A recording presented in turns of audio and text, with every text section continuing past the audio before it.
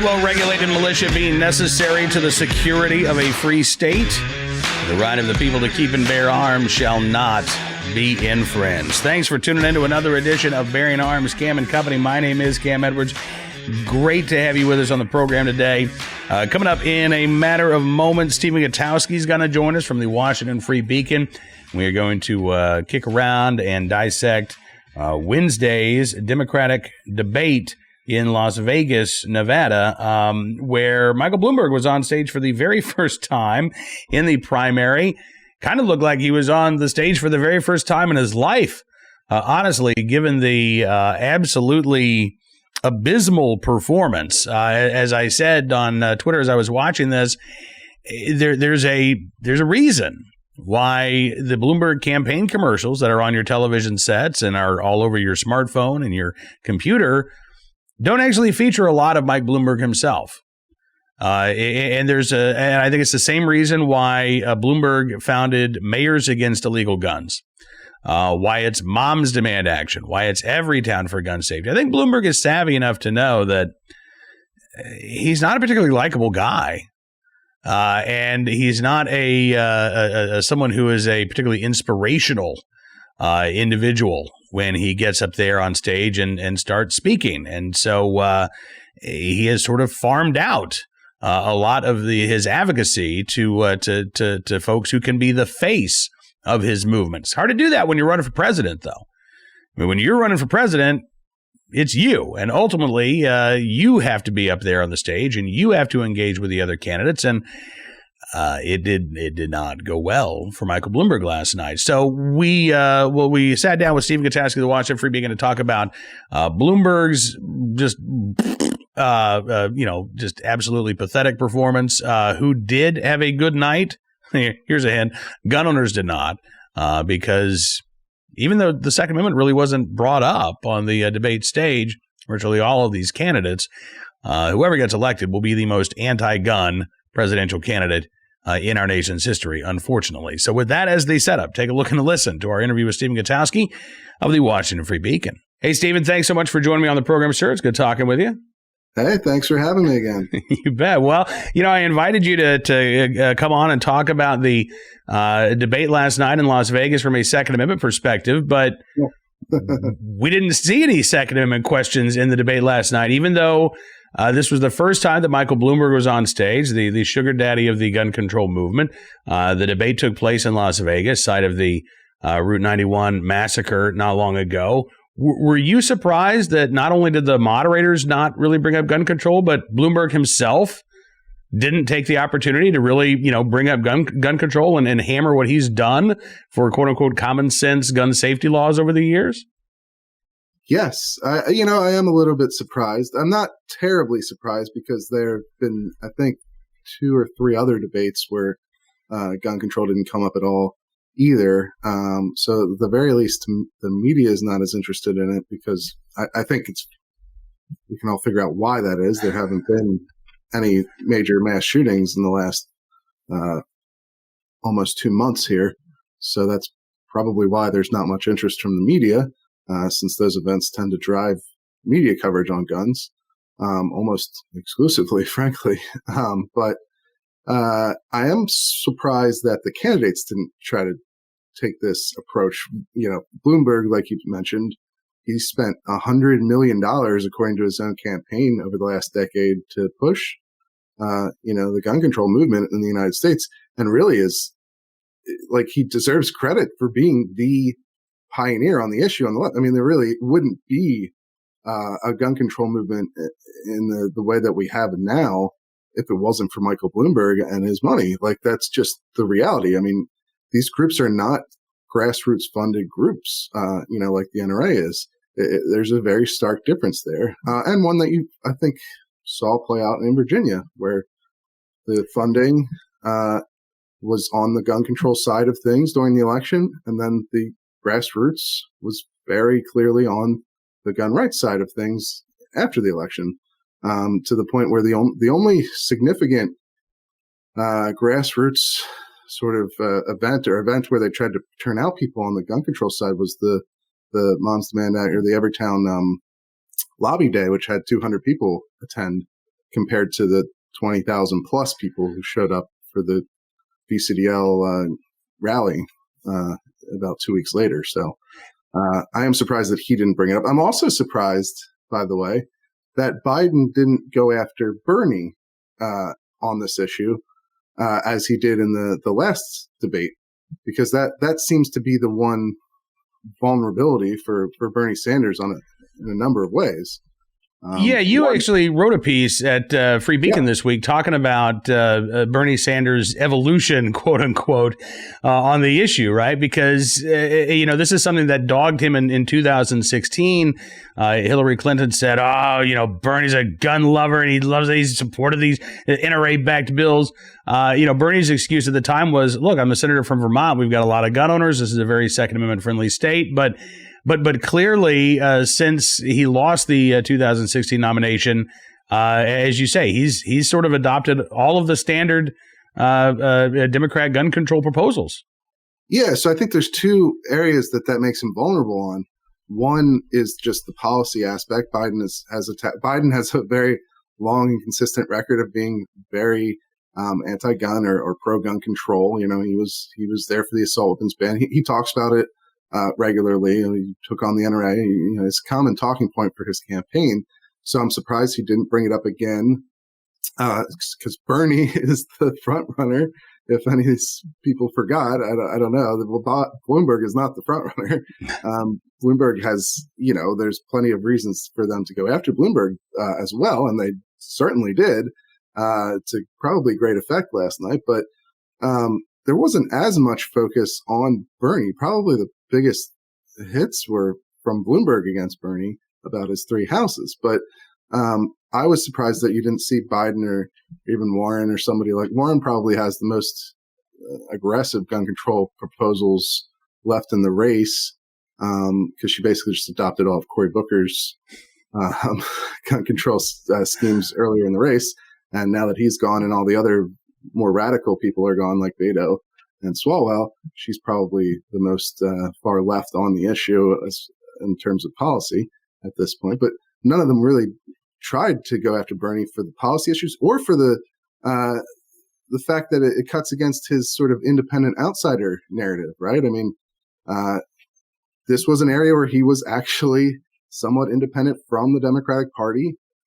He was more moderate. He wasn't ever a gun rights champion by any means, but he voted for the Lawful Commerce in Arms, Protection of Lawful Commerce in Arms Act, and he opposed the Brady Bill, or at least some aspects of it back in the 90s, and he had defended that record up through 2016, and now he's basically completely abandoned. He used to talk about how he could be like a bridge on the issue between the more rural areas and more urban areas, or at least the people that represented those areas within the Democratic Party. And now he doesn't do that. Instead, he's introduced a bunch of new gun control legislation that he's co-sponsored in the Senate. And he's pretty much fallen in line rhetorically on the issue since 2016. And he's even openly admitted that he's changed. He told the New York Times editorial board exactly that he's changed on the issue. So, that cuts against his whole, independent outsider persona, which is a big part of what makes him appealing for a lot of people, I think. And so it's a little weird to not see anyone go after that. It was a little weird, but yeah, what we saw last night, I think, was each and every candidate had their agenda, and it wasn't necessarily talking about policies. It was, I'm gonna tear down who I think my biggest opponent and my biggest roadblock is, and for the most part, you're right. That meant, a lot of the candidates were directing their rhetorical fire at Michael Bloomberg, who, let's just talk about this for a second, Stephen. Bloomberg got a little bit better as the debate went on, but the first half of that debate, Bloomberg was awful up on stage, and I think it's no coincidence that the campaign ads for Michael Bloomberg don't feature a lot of Michael Bloomberg talking.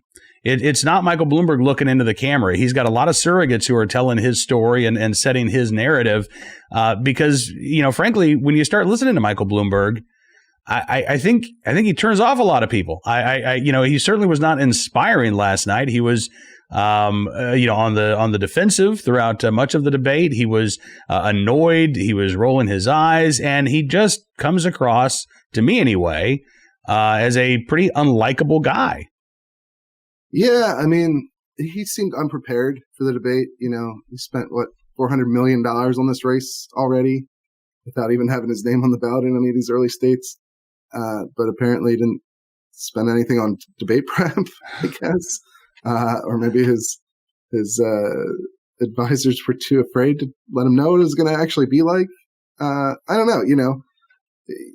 Obviously he's been in politics before. I mean, he was the mayor of New York, so he's done debates, presumably, but he seemed totally out of his element, and completely unprepared for some of the most obvious attacks that were going to come especially from someone like Elizabeth Warren, who, I mean, that was interesting. She was going after him as a foil instead of going after Bernie, who's actually in her lane right. of support. But she did a very good job of highlighting some of the biggest problems that he has, especially those harassment suits with the non-disclosure agreements. She really hammered him on that, and he had no real response to it. And then also stop and frisk, is the same sort of thing, where he had no, he stuck to the strategy of just apologizing, which she's done, as far as political apologies go. That's probably how you would want to do it. Don't try to excuse or whatever. Just say, I was wrong. I did this wrong. And then I learned. And I mean, he's tried to say that he stopped the program, which is kind of nonsense. And Biden hit him on that a little bit. But, yeah, he clearly wasn't ready for prime time. And I was just surprised that, why even go? There's no upside for him, it feels like, right? I mean, his whole campaign strategy has just been to stay out of everything and then buy his way to the nomination. And it would seem to be working fairly well.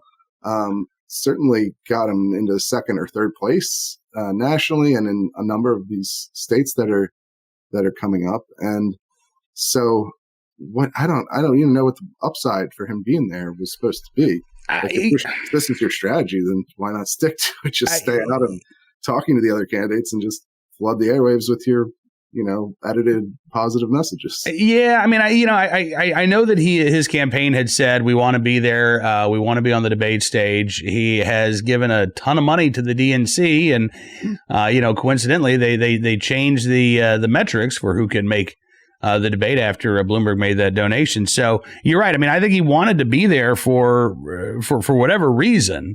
Look, as bad as Bloomberg's performance was, he's not on the ballot in Nevada this Saturday for the caucus. He's not going to be on the ballot in South Carolina.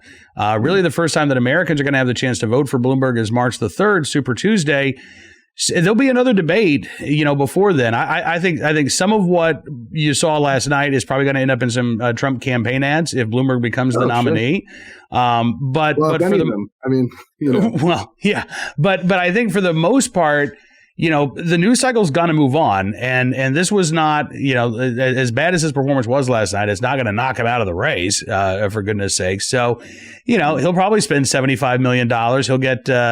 Maybe he'll resurrect, the bodies of Lincoln and Douglas and have them give him some debate tactics going forward. But I think he probably viewed this as practice and probably felt like, well, they're not going to be able to do enough damage to me to make it not worth my while. I think time will tell, but it was not an impressive debut for Michael Bloomberg at all. At this point, Stephen, do you see Bernie Sanders as obviously, I think right now he's the leading in the Democrat polls. Does he have, in your opinion, the gas to make it to the convention, become the nominee, or do you think that Bloomberg and the quote unquote establishment wing of the Democrat Party are going to try to stop him, even if he has this delegate lead? Are we going to see a sort of a repeat of 2016, where Bernie Sanders supporters felt like their guy really should have been the nominee, but it was stolen? To me, so far watching everything, it does feel like a repeat of 2016, but not necessarily on the Democratic side. This looks more like Trump and how that race went, because even last night, Bernie's at this point is the clear front runner and the one who has the best odds of getting the most delegates, even if it's not clear that he could capture a majority that's needed. Mm-hmm. But he seems the most likely to be able to get to a majority and the most likely to have at least a plurality. They asked him that question last night of like, if no one gets a majority, do you think the person with the delegate lead should become the nominee? And you notice that all of the candidates except for Bernie said no. And he said yes, which gives away that all of them think he's going to have the plurality. And he also thinks that. So it's weird to watch, because then he wasn't the main target. Bloomberg was the main target of the night.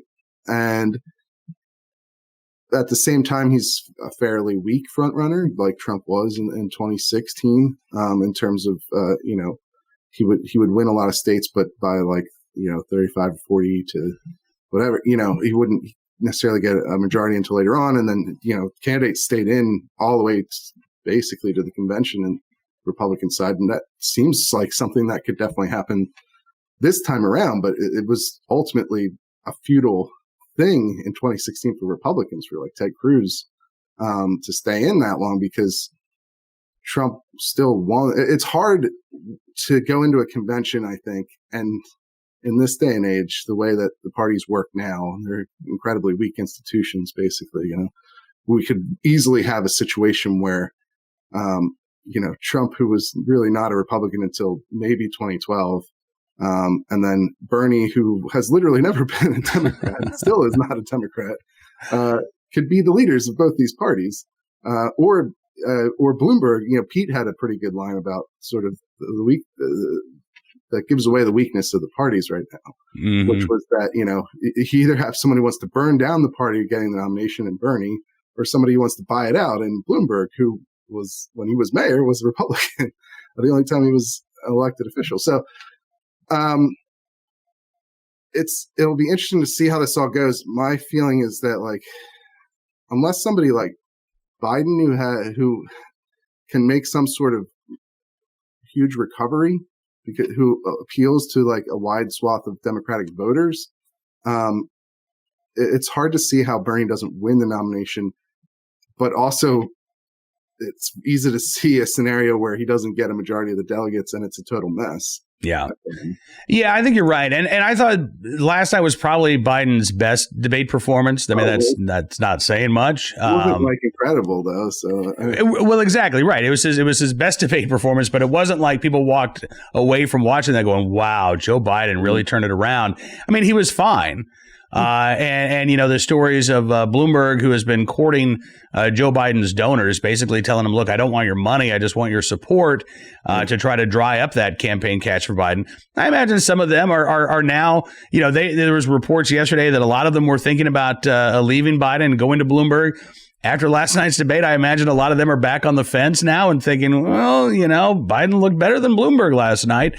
I think a lot of it will come down to what happens here in Nevada, because the problem for Biden is like the firewall strategy almost never works, right? Mm-hmm. That's what Rudy tried to do in Florida, right? And the problem is your campaign has to survive through that to get to the firewall. And for Biden, he had terrible performances in Iowa and New Hampshire. And now if he doesn't do well in Nevada, like second place, I mean, I don't want to prognosticate too specifically, but it's right.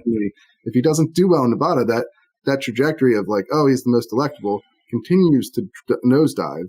If you can't make it through three, elections doing poorly and then still hold on to that most electable title, which is what his campaign is built around. Yeah. But, if he performs well in Nevada, if he has a better than expected performance that's fairly high up, second place or something, third place, maybe, I don't know. But, and then he wins South Carolina, then everything changes and you could see him becoming, a real contender to actually win the nomination again. But if things continue to trend the way they have, then it's who knows what happens. I have no idea. Listen, I mean, we're all kind of just watching here to see, and you're right. I mean, there is, I think, a distinct possibility that that we get to the end of the nominating process, and none of the candidates have actually got the required number of delegates. I don't know that we're going to see a contested convention, but I mean, it certainly is a possibility at this point. And again, be in a good spot. I'd say that much. Well, yeah, and again, Bloomberg is sort of hanging around. He'll be spending tens of millions of dollars a week on his campaign ads, but he won't really be on the ballot until Super Tuesday. So, we've got a couple weeks to see. Like, why get involved? Like, you're not even on a ballot for a while. Just stay out of it all. It's been helping you because you're viewed as like the pristine alternative that hasn't taken any hits yet. So yeah, I mean, separate from everyone. Why get in?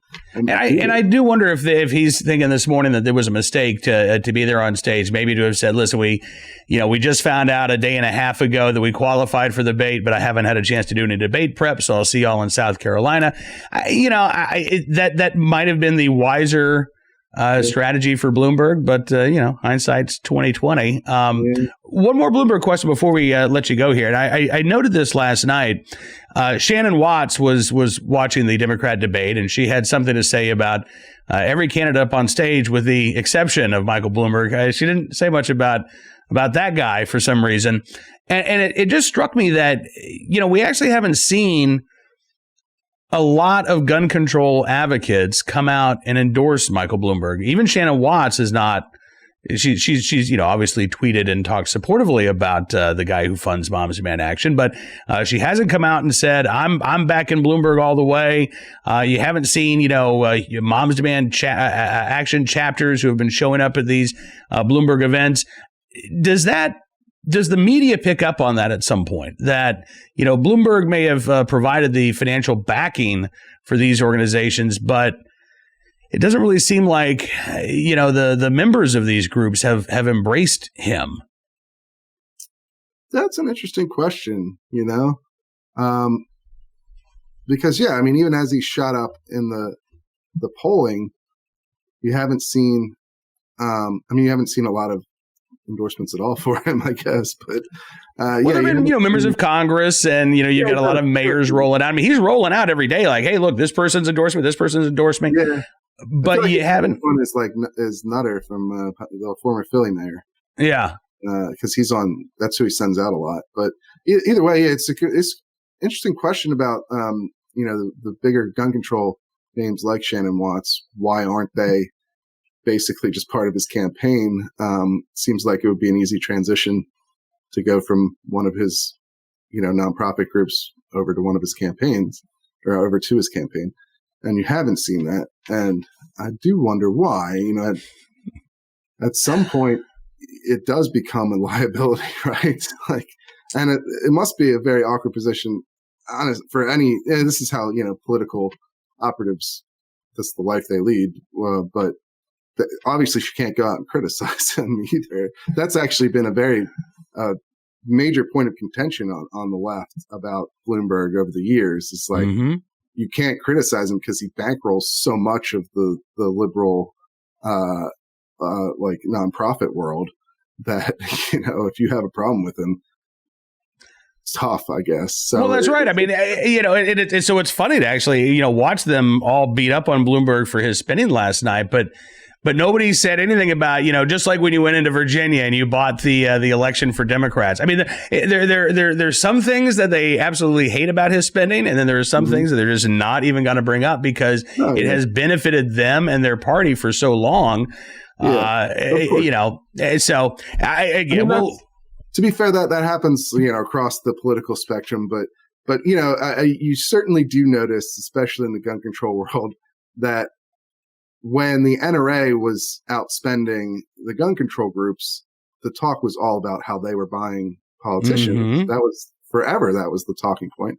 And then when it flipped and the gun control groups started outspending the NRA, like in Virginia, like in 2018, mainly funded by one person, frankly, which would seem to fit that whole money in politics is bad narrative.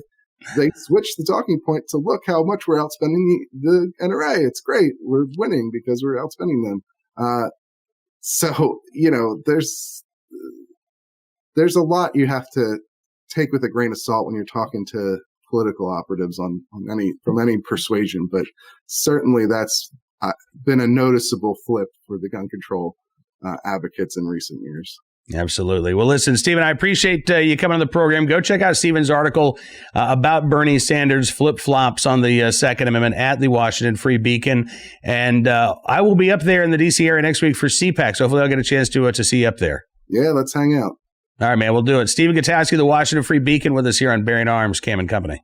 All right, let's turn our attention now to our armed citizen story of the day, our good deed of the day, our recidivist report of the day. Don't like this one from Bedford Township, Michigan, where a man is accused of beating and beheading his step-grandmother. I know, this is awful. Fox 2 in Detroit says that Kenny Wayne McBride was first arrested on February 17th, taken into custody after police found 79-year-old Cecilia Gibson dead. That is his step-grandmother. He was in court for the first time. The prosecutor in Monroe County, Michigan, said the defendant is alleged to have viciously beaten his 80-year-old step-grandmother and then decapitating her. He said, obviously, it is a very gruesome and troubling crime, to be sure. Kenny McBride, as prosecutors has a lengthy criminal history, including, but not limited to, a 2007 sentence when he was convicted of malicious destruction of fire or police property, as well as assault or resisting an officer. But the prosecutor actually said that his criminal history dates back, quote, nearly 20 years, 5 felonies, 3 misdemeanor convictions, felony convictions, including weapons convictions for which he, quote, served a stint in prison. He also apparently has several cases out of Monroe County that I guess are open cases at the moment, including felonious assault and assault with a deadly weapon. Now, of course, he's facing murder charges, and one of the questions that can and should be raised is, why was Kenny McBride out living there with his step-grandmother when he should have been sharing a prison cell with a roommate instead?